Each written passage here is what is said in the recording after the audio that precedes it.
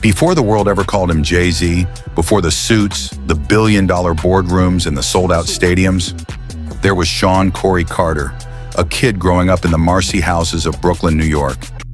Marcy wasn't a place that raised dreamers. It raised survivors. In the late 1970s and early 1980s, Brooklyn was raw, loud, dangerous, and unforgiving. Drugs flooded the streets. Violence felt normal. Opportunity felt rare. And for a young Shawn Carter, life moved fast. Too fast for a kid who had to grow up early. Music became his escape before it became his weapon. Jay-Z didn't start rapping because it was cool. He started rapping because it was necessary. He listened closely to the lyricism of Rakim, the confidence of Big Daddy Kane, the smoothness of LL Cool J, and the street poetry of KRS-One. These weren't just rappers. They were teachers. They showed him that words could build power. But the first person who truly pulled him into the game was Jaz-O. Jaz-O wasn't famous like the others, but he was skilled, respected, and already connected. Jay-Z learned how to structure bars, how to breathe on records, how to command a mic by standing next to Jaz-O.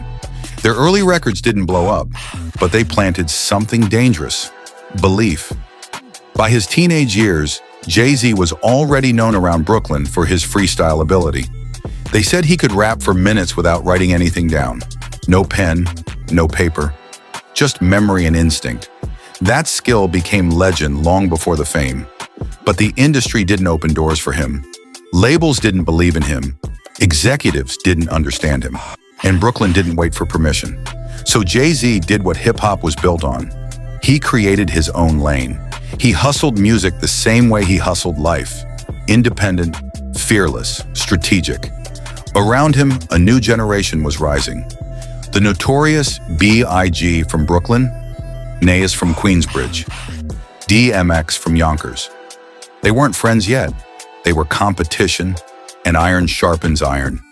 At the same time, female voices were shaping the culture too. Brooklyn energy wasn't only male. Women like Lil' Kim were changing the sound, confidence, and visual power of hip-hop. Mary J. Blige, the queen of hip-hop soul, gave the streets emotion and pain that rappers couldn't sing. Jay-Z absorbed it all. This wasn't fame yet. This was formation, and the streets were watching.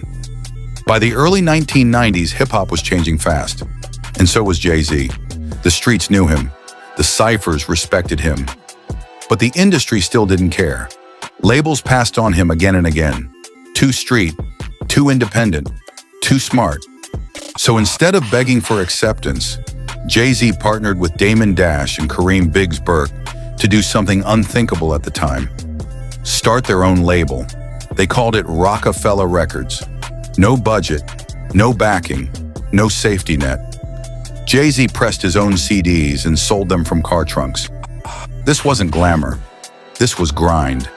Every record sold was proof that the streets believed before the industry did. In 1996, Reasonable Doubt dropped.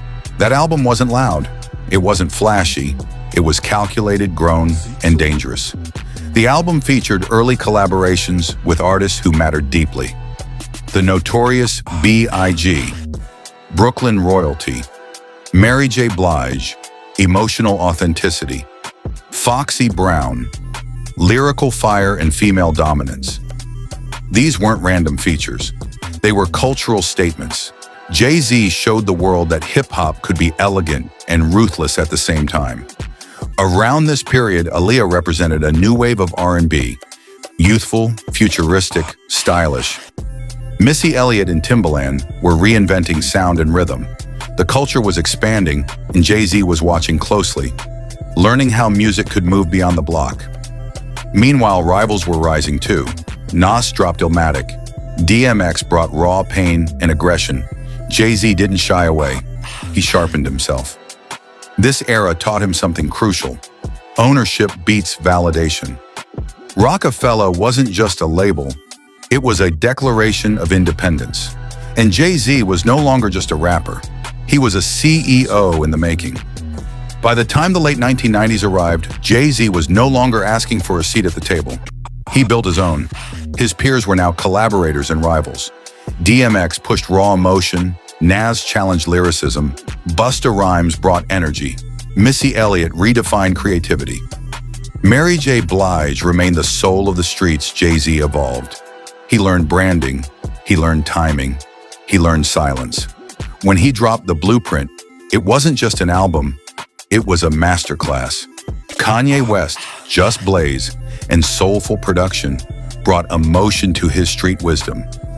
Female artists continued to shape his journey. Beyoncé, who would later become his partner in life and legacy. Foxy Brown, representing female strength in rap.